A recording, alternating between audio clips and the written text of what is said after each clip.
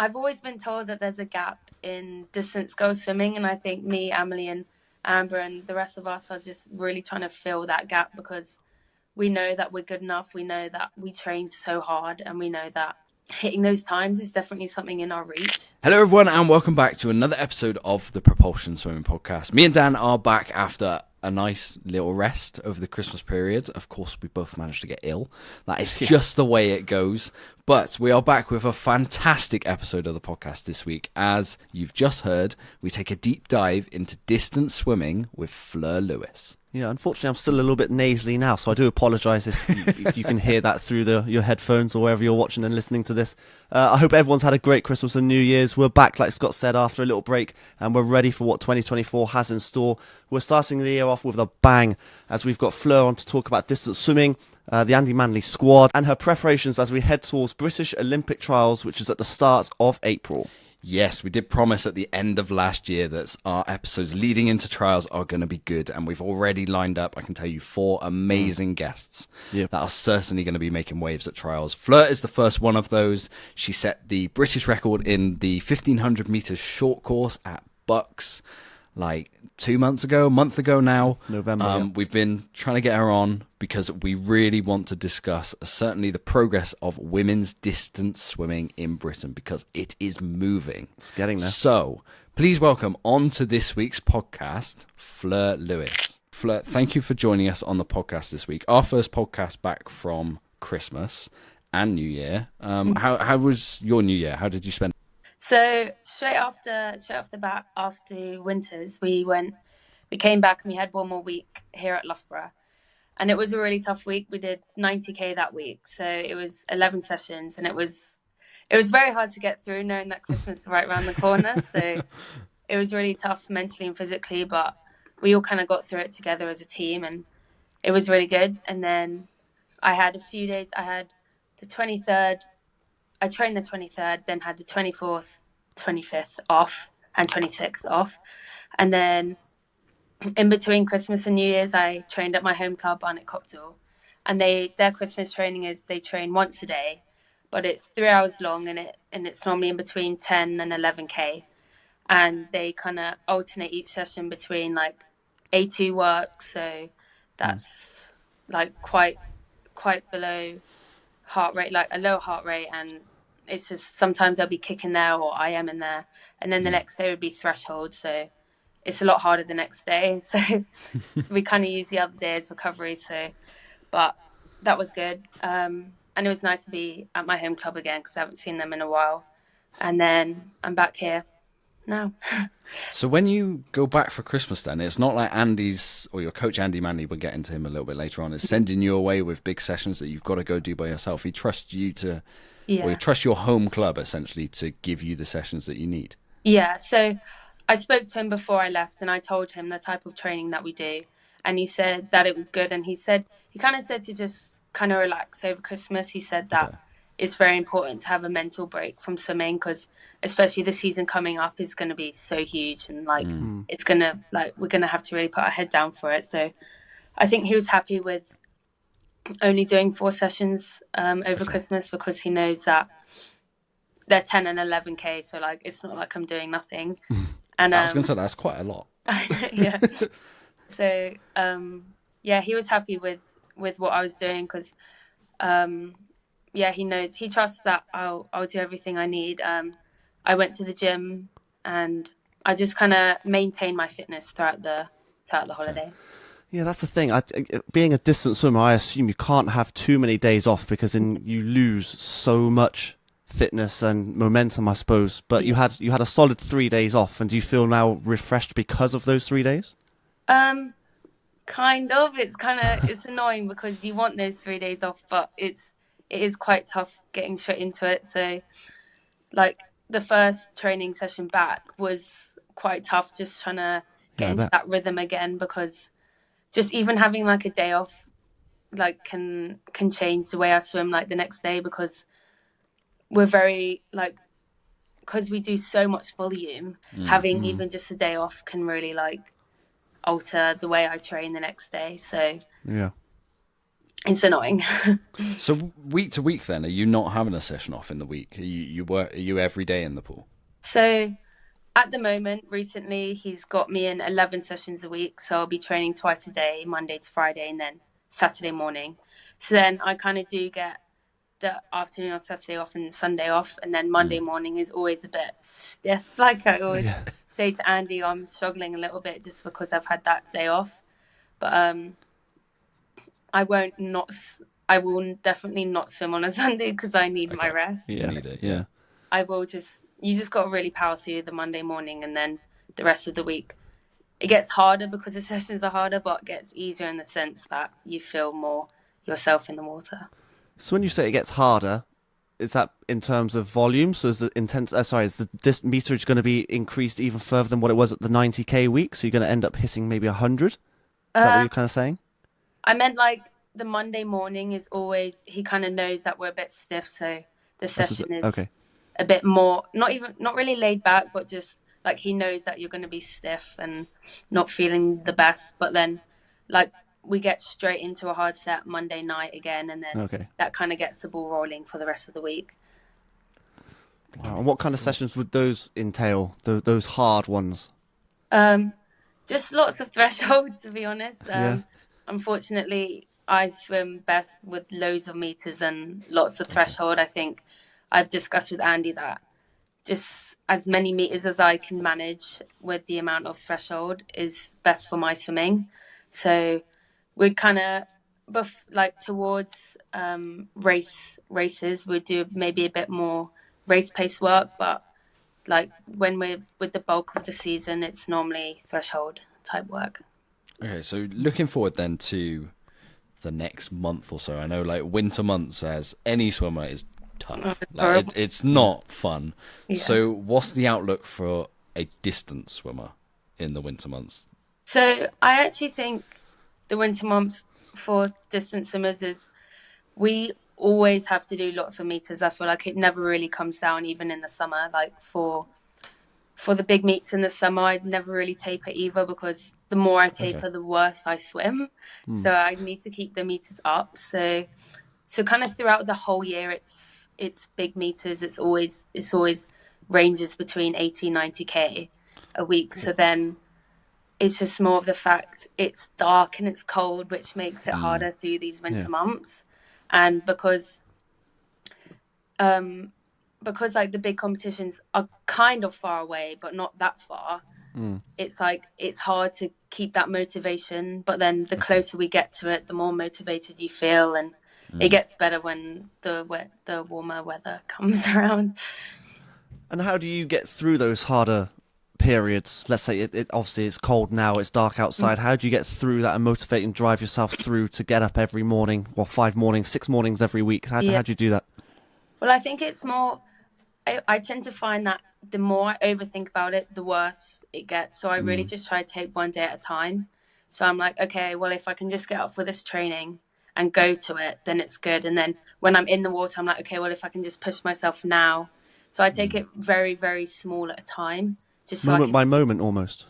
Yeah, literally. Because if I overthink it and I'm like, oh, I've got such a big week, I've got so many sessions, like this month is going to be so long, then I find it so much harder to get through the month. So if I just don't think about later on, I just think about now and what I'm doing now, I find it so much easier to get through it. Yeah, like I'd spiral straight away if someone said, 90k week. Like, nope, no, I'm out, I'm done. Yeah. How great is it to have like the squad dynamic that you've got going on at Loughborough? I know we've spoken on this podcast so many times, we've spoken to a fair few of them before, but it's a heck of a good squad that's going on there with Dan Wiffen breaking world records. You got Hector Pardo who's doing things in open water, Toby Robinson. The list is endless. How great is it to have those guys around you, and how important is it to actually to like you succeeding in your training, let alone your racing? Yeah, it's honestly, I feel so privileged just to be in the squad. To be honest, I think like I used to always see like Olympians and world record holders as like these superheroes. Like when you're younger, I feel like everyone does that. So then to be training with these Olympians and world record holders, it's like, it doesn't even feel real because you know them, like they're your friends. It's quite insane that those are the people that are breaking these world records. And But no, I do love our squad. It's like we all train really hard. We all really push each other throughout the training sessions. And the older ones, like Dan, he would help me through a session. So sometimes he'd be like, come on, Flo, you can go faster than that. Or they help with technique and say, maybe you shouldn't do that with your catch or something like that. So they do really help me throughout all the sessions. And I think it's just such a good dynamic that we have in our squad. What was it like when Dan did break that world record? What was the squad like? Was it just literally just it was insane. Mad? Yeah. Unfortunately, we weren't swimming at the time that he was racing because when they were at Europeans, a lot of the time when they were racing, we'd be swimming. So we would get out and we would watch them swim and we would cheer them on. But we weren't all together when we watched the world record. But it was insane. But the next morning when I came back swimming, everyone was like, "Did you see Dan?" It was insane, and seeing everyone post about him, and just we're all so happy for him because we know how hard he trains. So it was really good. It's a big confidence builder, I'm sure, for the squad as well. That you're all heading in that same direction. We've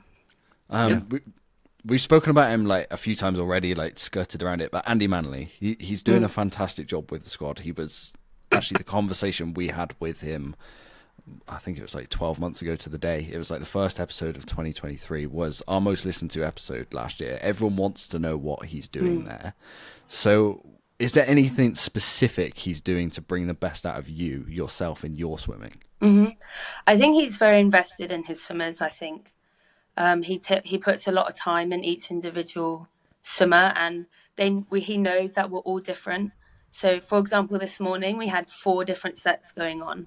Because even though we're all distance swimmers, we're all different with how we train, or there's 1,500 swimmers, or there's 400 swimmers, or there's open water swimmers. So he really specialises, especially in key sets, the type of work we should be doing. And I think he's really on it, and he knows what he's doing. And I think we all trust in him, and we just kind of get on with it because we know that he's giving us the best that we need to do. Yeah, I think that's one of my questions was that you have your 1,500 swimmers, but then you go all the way up to 10K, and then they've got to do sighting, I assume. I'm not an open water specialist at all, but they do specific stuff like that. So I assume you all come together on, let's say, your A2 sessions, but when it's the key sessions, you then split apart. Is that right?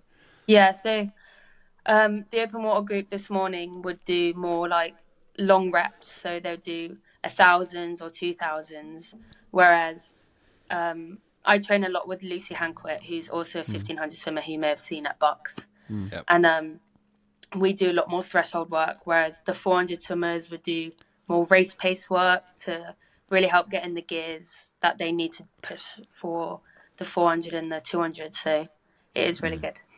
Is it important for you to have Lucy doing that set with you, having someone opposite? You could be in this squad with amazing swimmers, but actually if you're going up and down completely by yourself, I can imagine it can get quite lonely. Yeah, it definitely can. If Lucy's away on camps or competitions, it does get quite hard to push yourself because me and Lucy have really similar training times and we're both really competitive, so we really push each other in training because neither of us want to lose. So sometimes Andi would put us head to head and be like, okay, you should really push each other in this set, which we do. So I'm really grateful to have her on our squad because we do really push each other, and I definitely wouldn't have got the times I've got if it wasn't for her. Yeah, how does Andi make it sort of interesting? Because to me, if I'm being told I'm doing 90K this week, I'm just imagining that I'm just going bombing up and down, up and down, up and down. I'd imagine that could be quite tedious. How does he make it sort of exciting or, encourage you to do it all of the time? Well, it can only get so exciting, I think. Okay. A lot of sessions are quite boring because you are swimming up and down, but he never gives us the same session twice. We've always got different sessions, different warm-ups. So it's interesting in that sense that we're never doing it again. The only sets we do again if they're kind of test sets. Test sets, yeah. We've improved. Yeah. But other than that, they're always different. And sometimes it would be kick, sometimes it would be some fly would be put in there and stuff like that. So I think he's quite good at hiding meters. Sometimes it would be oh, we've done 8K already, but sometimes it's oh, we've only done 4. So it kind of alternates. They're the hard days, yeah. Yeah. I'm glad you're honest there and just say, look, it can get boring. Meters are meters. That's grueling, I imagine. Just such hard work. Yeah, there's no beating around the bush for that. Like it can never be not boring swimming 90k a week. Does a lot of backstroke have to be involved as well? Because if you're doing freestyle the whole time, the repetitive movement must give you shoulder issues. Does you have to do backstroke and a lot of resistance bands, pre-pull, stuff like that? Yeah, we do. I had a shoulder injury like during the summer, so I'd focus a lot on resistance band before the training session. So for pre-pull, it's really important for all of us who all see us doing with banded work because we know how much stresses will be on our shoulder. So we kind of only do backstroke for recovery. So if we do a really long, like a 10k session, we'll do maybe 200 back at the end, even though it's not that much, but it does really help our shoulder. So this feels like a tiny recovery for it. Yeah. Smallest one, yeah. Well, I think a lot of our turnaround times are quite fast. Yeah. So if it is like a recovery, it's like, oh, I've got to do freestyle just to make it the turnaround. Okay, yeah. Yeah. Oh, blimey. Let's talk about your performances in the pool then, because you've started this season pretty well, we would say. So at BUCS, you hit the short course record. Was that expected going into BUCS? Was it a big target? I kind of had my eye on it since last year when we did short course last year, because my short course times improved so much last year, and I kind of knew if I kept doing what I was doing in the pool, that British record was definitely something I could achieve. And we came straight back from altitude, so I knew I was really fit. I was probably the fittest I've ever been, and I just kind of went in there with confidence. And to be honest, when I was swimming, I had no idea how fast or slow I was going. I couldn't tell you. I was thinking this could either be really slow or really fast. And when I saw the wall, when I saw the time, it was a really good feeling. It was definitely, I just felt like, oh, finally my work has paid off. Like I really deserve this, and I'm so happy that it's come out on my races. I imagine the confidence because of that is now sort of fueling you ready for Edinburgh International, and then obviously champs leading up as well. Does Andi take short course very seriously? Because obviously you've got that British record, Dan's just broken the world record. Is there a reason why he targets the short course season so hard? Well, we actually don't target it at all, really. Do you not? Right. I think the reason why we swim well is because straight off the bat after summer we get straight into work. Like we don't really mess about. We just get straight into it. It's really hard from the get-go, and then I think from the summer until then we've improved already so much because of how much work we're doing. So getting in the short course is just, I think the reason why we swim well is because we're having fun. We know that I feel like short course is a bit of less pressure because it's not the Olympics. Olympic, and we kind of just have fun with it, and I think it really helps because we're all swimming really well. Because like for winters and for BUCS, we all kind of swam through that, so we weren't even rested for it. And then Europeans, I don't think Dan was even that rested either, and he somehow got the world record. That's mad. Okay. Wow. So I think we just kind of pushed through this season for the long course season. Yeah, I can imagine long courses a much better feeling as a distance swimmer because you're not spending half your life spinning around. Like I quite like short courses. It feels more like the a walls. sprint. Yeah. God, I'd get dizzy. It feels more like a sprint when you're going for like 16 minutes. Well, my turns are awful. I don't know how okay. I managed to get the record for the short course, but I think it's just you take each length individually. So you push off, you're like, okay, this length, and then this length, and then it goes by faster if you think it like that. Okay, I've got you. So you're like more engaged for a shorter period of time, but more times. Yeah. I got you. Kind of a side note, BUCS as a whole, like you ended up breaking British record there. I think Dan Wiffen had broken the BUCS record when he was there.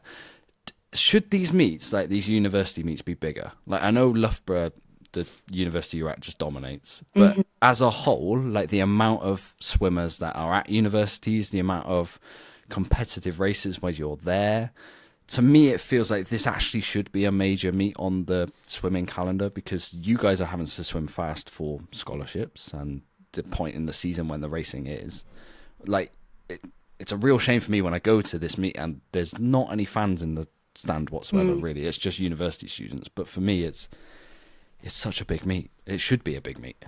Yeah, I agree. I think BUCS is so fun. I really enjoy BUCS, and I think the reason why people swim well is because people are excited to be there. It's like the atmosphere is really good. Everyone's really cheering for their team, like all the time. Like the stands are so loud, like louder than nationals. Yep, Oh, yeah. by a mile. Definitely. By so much, and everyone really wants everyone to do well. And when people do well, like the atmosphere is even better. And I think like more people should come watch it, because that's really what swimming is. Like it's fun and it's so exciting to watch. So I definitely think it should be bigger. I think where it's positioned in the calendar, February, especially long course, February, is the perfect month to trial stuff out with like a last minute sort of tester to see how you are ready for champs, which is usually start of April. So you've got like 6 weeks or so, maybe even less than that. Sorry. Yeah, no, 6 weeks to try things out. And I think that's usually, I don't know why people don't target that like BUCS more than they do, to be honest with you. Yeah, I think BUCS is always been one of my favorite meets because of swimming well and because everyone there is just having fun. And I think it is a really good opportunity to try other things, because if you swim well, that's really good. But if you don't, it's also not the end of the world. But You've got time, yeah, and it's a really good meet to just try things and see your friends and have fun. Yeah. So let's start looking ahead towards later on in the year after BUCS with trials coming up. You say you're from London. How great is it to be back racing, or for champs to actually be back racing at the London Aquatic Centre? Yeah, I'm really excited. I think the London Aquatic Centre is a really good pool. I used to do my regionals and counties there, so I kind of see the pool not as big as everyone else would, because I did smaller events there. But I think that will also help take the pressure down a little bit, because I'm familiar with the pool. I know what's around it. I know point A to B, and I think it's going to be really good. I'm excited for it. So what's the mindset going into trials? Is it to hit the nomination time, or is it just to race the race? Both, to be honest. I think me and Andi are really working hard on to getting that Olympic qualifying time. It's definitely something I really want to achieve this year. And also racing, I think it's going to be a lot of fun, and it's going to be very nerve-wracking, I think. But I'm really excited for it, and I think like having Amelie and Amber in that race, I think it's going to be an exciting race, I think. Yeah, it's really good that suddenly, 12 months out from the Olympics, that we've suddenly got these distance girls coming through to like push each other as well. I know there's Leah Crisp as well, who's again focusing a little bit more on open water like Amber, but to actually have a competition, like you're gonna have to race fast against each other, almost takes the nomination time out of your hands when you're in the pool. Yeah, definitely. I think I've always been told that there's a gap in distance girls swimming, and I think me, Amelie and Amber and the rest of us are just really trying to fill that gap, because we know that we're good enough. We know that we trained so hard, and we know that hitting those times is definitely something in our reach. Yeah. And we also know that like British swimming, I feel like don't pay that much attention to it, and I think having us three in the race is going to be like really exciting and hopefully get more interest in the race. Yeah, it's weird. Like distance swimming has always had that kind of nagging reputation just globally that it's a bit boring, but it's not. It's like changed the men's distance side is as exciting as it's ever going to be. Definitely. And then, like you say, you three girls at trials. That's the race I've got circled because I want to see the head-to-head with that. Obviously, Amelie's going in as she was champion from last year, wasn't she? Yeah. So, which is nuts for someone so young. Yeah. So, like already, there's so much highlighted on it, and then the nomination time. I feel like it's within reach. Like I know you've all got to drop time to get there, but the progress has been massive over the last 12 months for British distance swimming in this country, and it almost feels like, I don't know, the timing's been perfect from everyone moving on to that race. Yeah, definitely. I think Amelie's such a fantastic swimmer, and because she's so young, it's quite scary because it's like, whoa, this girl is insane.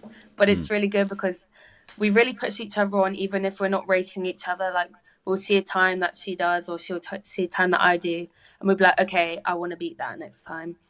And like the times are just going down every time we swim, and I think by the time it hits April, I think we both got a really good chance hitting that time. Yeah, I think it was you three girls. There was a stat, and I think Paul Boy did it, and you three girls are in the top 5. Yeah. It literally in the last couple of months. Short course 15, I think it was, which is such a good sign of things to come. And that race, like Scott said, we've got that race circled, and it should be a good old showdown. I'm really looking forward to that one. Yeah, same. I'm looking forward to it. I think I'm a bit nervous for it, but I'm also really excited. I'm really excited to show everyone like what I've been training for and how well I'm gonna swim. What do you do between now and then, other than taking it moment by moment, to take your mind away from the nerves leading into trials? What's the strategy?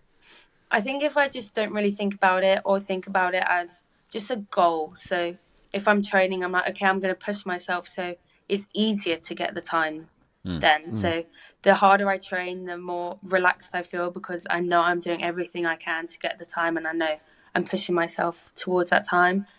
And hopefully I'll be able to go on another altitude camp again. I'm not really sure if that's going to happen, but to get that done as well would be amazing. And I think just training hard is just the only thing you can do. I assume the game plan in terms of race tactics has already been set. You look in the men's distance swimming, and they basically sprint at the start and then sprint at the end as well. And I don't know if that's going to soon be the case for women's distance swimming as well. But have you got your set plan already? We don't really have a plan. I think I do need to work on the sprint side of things, because that is definitely one of my weaknesses. Just getting stronger in the water will help me with the start of the race, because I always tend to be a back end swimmer, because I always come back towards the end instead of going out at the start. But I think going out at the start would be a good plan, and I think definitely girls should start doing that, because we're strong. Like, we'll be able to get through the race. Even if we go out fast, we'll be able to hold it and as well sprint the end. Absolutely. Well, Fleur, it's been a lot of fun talking to you on this podcast. We usually finish with some quick fire questions, so we'll rattle through those before we finish. So what's your favourite event? The 200 fly. Oh. I know. We've been talking about the wrong topic. Yeah, well, okay. Probably the 15, but then a more fun event, I'd say 200 fly. Fun event. To watch or to swim? Okay. I think because it's probably the shortest race I do, I find it fun, because That's fun. it's like more of a sprint for me. But I think the 1500 would be my main event, favourite event. So 200 fly over 200 free? Yeah, I can't do 200 free. Oh, okay. Interesting. Yeah. Nice. Who is your swimming idol? Katie Ledecky. Easiest answer going. Yeah. What's your proudest moment in swimming so far? Probably getting that British record at BUCS. What's the hardest set you've ever done? Oh, I think when I was probably 15, I did 400s, and I think that was really hard just because I was so young and it was just really long. Wait, 400s. How far is that? My maths is off. 12K. 12K. Ow. Fun. And a question to get to know you a little bit away from the swimming pool. If you were to go on a road trip, there's 3 spaces in the car. You can take friends, family, celebrities, anyone you want with you. Who would you take? Oh, I think I'll take my dad, because he's good at knowing stuff, and then I'll take my friend Imogen and my friend Liv. Nice. We always like a wholesome car. Yeah. Well, Fleur, thank you so much for coming on to this week's podcast. Best of luck over the winter months, as well as leading into trials as well. I'm sure it's going to be a very fun time for the whole squad. And distance swimming really is in a good place, and I'm excited to see what you and the whole of the Loughborough programme do in the summer. Thank you so much. Yeah, congratulations on that British record as well, by the way. That was a huge swim. Yeah. And hopefully, fingers crossed, another British record comes your way quite soon in the long course pool. That would be something, eh? But best of luck at trials. Thank you so much. Dan, me and you have never been fans of distance swimming when we were swimming in the swimming pool. The meters that Fleur has just talked about on this podcast are something I cannot comprehend. Yet, me and you are huge fans of what's happening in the distance scene. So to hear firsthand from Fleur about the amazing stuff that's going on in that Andi Manley squad at Loughborough is really insightful and really beneficial for everyone leading into British Champs. I loved her honest approach. Like, she didn't sugarcoat it, saying like distance swimming is, it's fun, it's enjoyable. No, it does get hard. It's sometimes quite boring because they've got to do your 90, 100k a week, which is, if you're a swimmer, that's not short. That's a long way. And the fact that she has to swim 11 times a week, every morning, pretty much apart from Sunday, it's hard going. It's not easy being a long distance swimmer, and that squad in general, Fleur, Dan, whatever Andy's doing, is just amazing. And I've loved the insight that she's given us for that. And hopefully someone's taken away, well, not just someone, everyone's taking away something from this episode.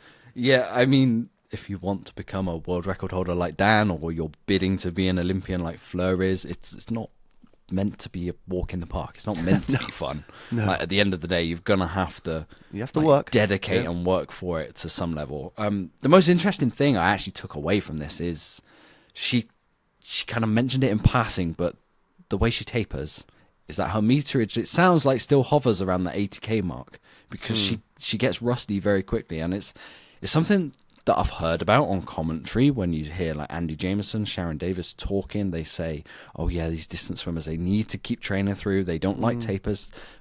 But to keep it at a level of 80k, and for her to say, oh yeah, if I take a Sunday off, I feel horrible on Monday, like, yeah, it almost sounds like an exaggeration to me, but the way she was talking of it's not.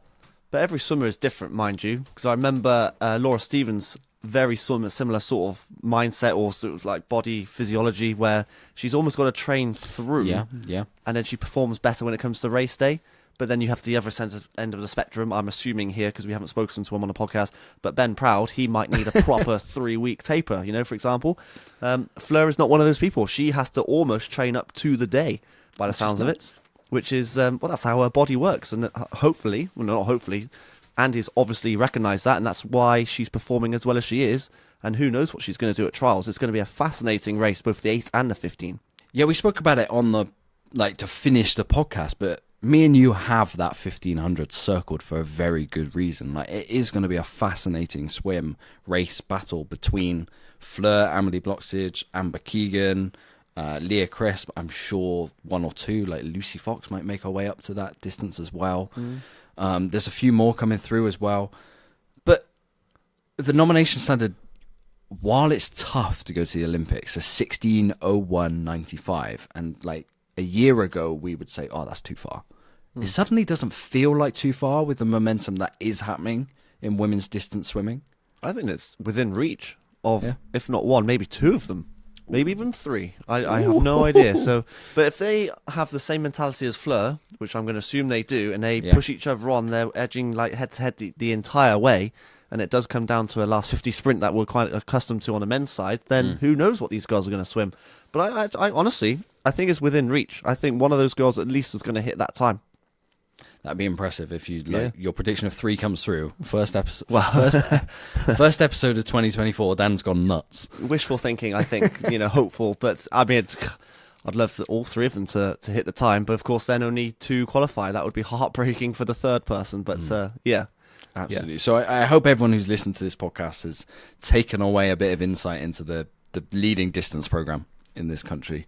And yeah, we can't wait to see what happens at trials, which is now only 3 months away, if not less. It's going to come around fast. It is. So that just about rounds up this week's episode of the Propulsion Swimming Podcast. If you have enjoyed it, why not leave a comment on our YouTube channel, review us on Spotify, Apple Podcasts, and me and Dan will be back in 1 week's time with another swimmer targeting an Olympic place at trials in a few months' time. Yes, very exciting. Thank you for listening, everyone, and we'll catch you on the next one. You've been listening to the Propulsion Swimming Podcast with Scott and Dan. We want to thank you for joining us and invite you to subscribe to the show, as well as checking out the Propulsion Swimming YouTube channel for weekly tutorials and videos to get your swimming fix. We will be back next week. Until then, we'll catch you on the next one.